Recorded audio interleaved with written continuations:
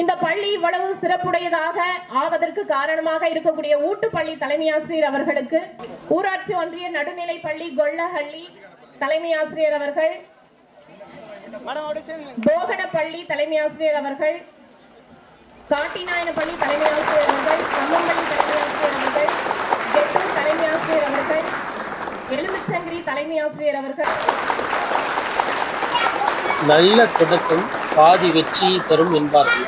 அதுபோல சாதனை படைத்த மாணவர்களுக்கு ஆரம்ப கல்வியான அடிப்படை கல்வியை தந்தவர்கள் இவர்கள்தான்.